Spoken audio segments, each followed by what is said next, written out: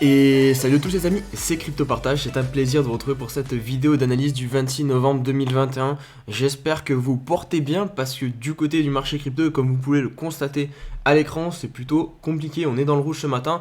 Et pourtant, hier on a eu une belle journée, notamment hier soir avec Ethereum qui était non loin des 4500 $.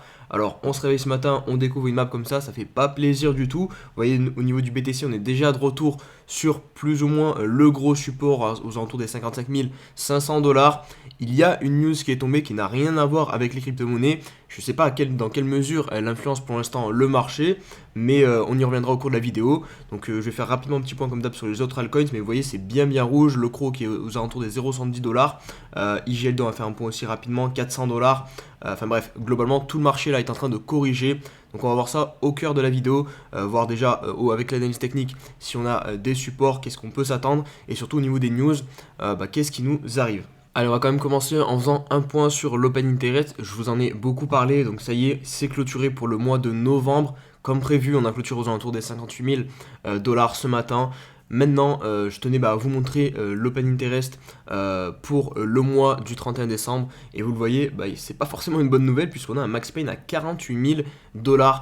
Donc est-ce que on va au moins avoir un début du mois de décembre plutôt encourageant et porté sur une hausse avant de encore une fois se rapprocher de ce max pain qui est plutôt bas, donc voir un Bitcoin finalement à 80 000 $. C'est peut-être compliqué, ou alors il faudra vraiment que ça se passe très rapidement, un début de décembre très haussier et ensuite un gros crash derrière pour revenir chercher ce max pain. Et je voulais vous montrer aussi quelque chose d'autre, donc c'est au niveau des contrats du mois de fin janvier. Regardez, on a par contre le max pain à 65 000 $ ici, donc est-ce qu'on n'aurait pas finalement le cycle qui pourrait être décalé? On a tous attendu une grosse fin d'année, finalement on se fait piéger par le marché et c'est ensuite que ça repartirait avec notamment un max pain, comme je viens de vous dire, à 65 000 $ en janvier. Après attention, il n'y a que 10 000 BTC en jeu pour le moment, si on compare avec notamment les options qui clôturent, les contrats qui clôturent fin décembre, vous voyez, il y a 100 000 BTC en jeu, donc 10 fois plus. Donc voilà, est-ce que c'est vraiment comparable et est-ce qu'on peut vraiment se fier pour l'instant au max pain de janvier? Je sais pas et je vous laisserai vous faire votre propre avis. Allez, on s'attaque à la news la plus importante de la journée et malheureusement c'est encore lié au Covid-19 puisque apparemment un nouveau variant vient d'être identifié en Afrique du Sud. Et le moins qu'on puisse dire, c'est qu'il a l'air assez costaud puisqu'il résisterait au vaccin, il se transmettrait beaucoup plus vite. Donc tout ça a inquiété grandement les bourses mondiales. D'abord celle de Tokyo qui a lâché 3% puisque un responsable du pays a déclaré que si vraiment le variant existe et que les vaccins ne fonctionnent plus, il y aurait un risque de reconfinement. Et ça, les bourses, elles n'ont pas du tout apprécié. Au Royaume-Uni, on a déjà refermé les frontières aux arrivants d'Afrique du Sud. Donc voilà, petit à petit, toutes les craintes liées, qui ressemblent à mars 2020, se remettent en place. Donc d'abord, on ferme les frontières, ensuite on se reconfine. Donc il ne faudrait pas que cette news se propage trop vite, puisque vous le voyez, les marchés n'aiment pas ça du tout. Et ça me fait rebondir du coup au point de comment se préparer à cette baisse. Et je vous le répète très souvent, avoir des stablecoins de côté, c'est pas pour faire joli, c'est justement pour des news comme ça où les marchés peuvent vraiment dégringoler parce que la panique, vous le voyez, vous le sentez. Enfin, si vous l'avez pas senti, ça peut très vite arriver si la news se confirme et si le variant se propage, si les news s'enchaînent, si les États-Unis disent nous aussi on ferme nos frontières, potentiel reconfinement. Et bref, tout ça, c'est un cercle vicieux. Et on pourrait vraiment décrocher violemment. Alors commencez pas à paniquer, encore une fois, on pose les émotions de côté, mais voilà, si vous avez des stablecoins de côté, c'est toujours mieux, c'est pour les moments comme ça où racheter le dip peut être très intéressant. Je voulais revenir rapidement sur ce que je viens de dire parce que j'ai l'impression que je vais potentiellement vous faire paniquer. Donc non, faites attention, ne commencez pas à courir sur Binance et tout vendre. Ce que je voulais dire, c'est juste insister sur le fait d'avoir des stablecoins de côté, mais ça, c'est pas la première fois que je vous le dis. Et puis surtout, en général, les news, elles sont quand même plus là pour manipuler le marché. Donc voilà, ne commencez pas à paniquer. Il faut attendre des confirmations, voir si vraiment ce variant va obliger toute la planète à se reconfiner ou non. Et puis voilà, mais vraiment paniquer, bon, ça sert à rien. Donc voilà, suivez bien votre plan. On enchaîne avec Elrond et HoloRide. Donc le premier launchpad sur Elrond. Vous pouvez d'ores et déjà réclamer vos tickets de loterie. Attention, c'est jusqu'à 14 h il me semble, pour être ensuite éligible à l'achat de HoloRide et aussi bénéficier de très probablement un beau multiplicateur sur le lancement du projet. Donc pour tous ceux qui ont fait les étapes nécessaires pour avoir ce ticket, n'hésitez pas à aller le réclamer, c'est jusqu'à 14 h. Et je conclurai avec Plan B qui s'avoue plus ou moins vaincu avec son Bitcoin à 98 000 $ en novembre. Donc sa prédiction qui s'avère fausse selon lui. Voilà, il y a de grandes chances que ça n'arrive pas. Cependant, il dit que voilà, ça ne remet pas en cause son modèle Stock to Flow, puisque sa prédiction n'était pas basée uniquement sur le modèle Stock to Flow.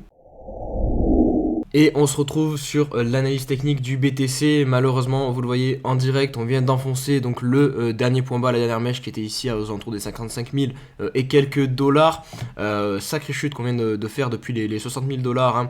On le savait, je vous l'ai dit, cette zone maintenant ça fera office de résistance. Et malheureusement, là ça l'a fait plutôt violemment. C'est dommage, on avait un beau W à valider.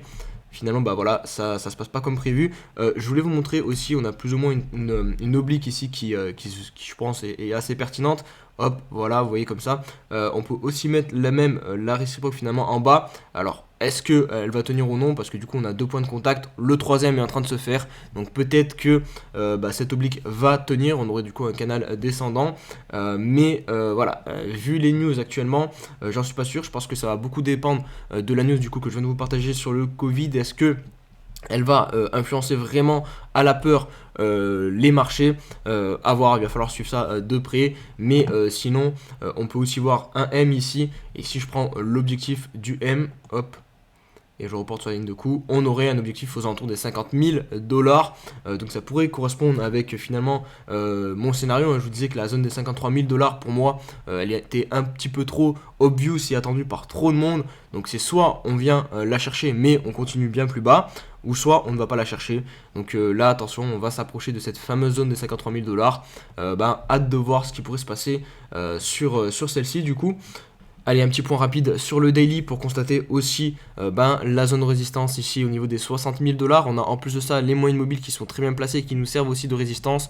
La moyenne mobile bleue, c'est la EMA 21, la rouge, la EMA 50, je le dis puisqu'on me l'a demandé en commentaire.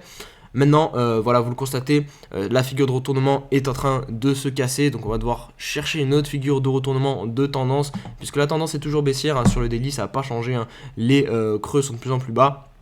Le petit problème aussi, c'est que la divergence finalement qu'on avait constatée ici, elle est en train de se casser. Donc il va falloir, elle est en train de s'annuler tout simplement. Donc il va falloir tout entre guillemets reconstruire, recréer un point bas pour pouvoir retourner le marché, retourner la tendance et repartir à la hausse sur le BTC. Mais pour le moment, voilà, on est plutôt dans une correction qui se met en place sur le Bitcoin. Allez, un point rapide sur les altcoins en débutant par Ethereum. Et là aussi, c'est pas top du tout graphiquement, puisque hier, on était tous contents, voilà, cette petite excursion, belle figure ici de retournement, on reprend, on casse la ligne de coup, et qu'est-ce qui se passe derrière? On réintègre, et quand on réintègre ce genre de figure, en général, on vient directement chercher la borne opposée, qui est le gros support des 4 000 $. Et les probabilités pour qu'on casse, en général, quand on fait un fake out comme ça, elles sont aussi élevées. Donc attention, il va falloir tenir ce support sur l'Ether. J'ai pas de boule de cristal pour vous dire voilà si ça va tenir ou non, mais en tout cas graphiquement nous sommes de retour sur ce support. Fake out hier, voilà, sur le 4 heures ici, à ce niveau là, vous le voyez, franchement il est assez clair. Donc voilà, pas plus de choses à dire. C'est dommage parce que vraiment il y avait une très très belle configuration sur Ethereum, notamment Ethereum contre Bitcoin, vous voyez. On était à 2 doigts de valider ce double creux ascendant et de partir bien plus haut avec un beau run d'Ethereum. C'est pas le cas pour le moment, c'est repoussé un petit peu à plus tard. Du côté de l'IGLD, toujours pas de signe de bottom sur le daily. On descend en chute libre depuis finalement ce chandelier japonais qui pouvait annoncer un top avec cette grande mèche ici. Donc on descend le seuil des 400 $, on est en train d'y arriver. Est-ce qu'on va trouver notre bottom? J'ai pas de boule de cristal encore une fois, mais il faudra attendre voilà, des figures de bottom, donc c'est des W, une consolidation pour estimer qu'on a trouvé un bottom sur IGLD, mais pour le moment ça descend et il faut attendre. On enchaîne avec Alice, dont je vous ai beaucoup parlé. Malheureusement, on semble se diriger aussi sur un fake out ici. Regardez, on est potentiellement en train de rentrer dans le range. Donc attention, là c'est grosse journée importante. Il ne faut pas clôturer en dessous, je dirais, des 20 $ à peu près pour l'instant valider un pullback et éviter la réintégration de ce range. Zcash, je voulais vous montrer finalement cette belle sortie qu'on a eu de toute cette phase ici. Alors le pullback a été un petit peu appuyé et ensuite on a réussi à bien s'extirper pour venir quasiment chercher l'ATH aux alentours. Alors l'ATH est à 372 $, on est pour l'instant bloqué à 300 $. Et je voulais conclure avec le RIF qu'on m'a un petit peu demandé en commentaire. Donc pareil, figure en ta séance, regardez ici, hop, on casse à la hausse et ici on est en train d'effectuer le pullback. Donc attention aussi à ne pas trop enfoncer ce pullback, sinon ça sera aussi ce que l'on pourra dire un fake out ici et une réintégration sous la zone des 0,30 $ à peu près pour le RIF. Et on se retrouve pour la question de l'abonné. Aujourd'hui, vous avez fait plus ou moins bien le travail puisque du coup on a 5 likes sur le commentaire de Tibiz. Donc je choisis ce commentaire. Donc il demande, il me dit tout le monde parle de bear market, mais quelle est la différence avec une forte correction? La durée, car avec tous les projets j'ai du mal à voir le BTC baisser pendant 1 ou 2 ans. Qu'en penses-tu? Alors la première partie de ta question, tu me demandes quelle est la différence entre un bear market et une forte correction. Tu mets entre parenthèses la durée. Donc oui, la durée va beaucoup influencer parce que on ne va pas parler de bear market sur une unité de temps 4 heures. En fait, bear market ça veut juste dire marché baissier. Donc en soi, il y a des marchés baissiers aussi sur le 4 heures. Mais quand on parle de bear market dans les cryptos, on parle de bear market notamment sur une unité de temps comme le weekly, où tu vas pouvoir constater par exemple ici en 2017 que les points bas étaient de plus en plus bas. Et là, nous sommes bien en bear market sur le Bitcoin. Maintenant, pour la deuxième partie de ta question, où tu me dis qu'il y a une plus grosse adoption et que du coup le BTC ne pourrait pas rentrer en bear market pendant 1 ou 2 ans, c'est toi au final qui peux répondre à cette question. Chacun son appréciation du futur, parce que c'est vraiment personnel et c'est des prédictions. Et franchement, prédire, j'aime pas trop. Moi, je préfère analyser les faits froidement. Et si la seule chose sur quoi on peut se baser actuellement, c'est le passé. Et dans le passé, on a toujours eu un bear market après un cycle haussier du BTC. Donc maintenant, si tu veux essayer de partir du principe que ça va changer parce que des institutionnels sont entrés sur le marché parce qu'il y a plus d'utilisation, c'est libre à toi. Mais moi je pense que par exemple, si jamais on a une parabole comme ce qui s'est passé en 2017 ou comme ce que l'on a eu ici, regarde, on a quand même eu un moins 50% au final ici. Alors certes, on est très vite reparti, mais rien ne nous dit qu'on va pas avoir un autre parabole jusqu'à 100 000 $ ou plus, 150 000. Et derrière, on aura besoin de corriger parce qu'il y aura eu un excès de pourcentage de gain. Et ça ne changera pas. La psychologie humaine ne changera pas. Il faudra nettoyer tout ça. La valeur du BTC réel, elle est peut-être à 50 000 $ actuellement. Et donc, si jamais on a une bulle qui se forme sur cette valeur réelle, on aura quand même notre bear market.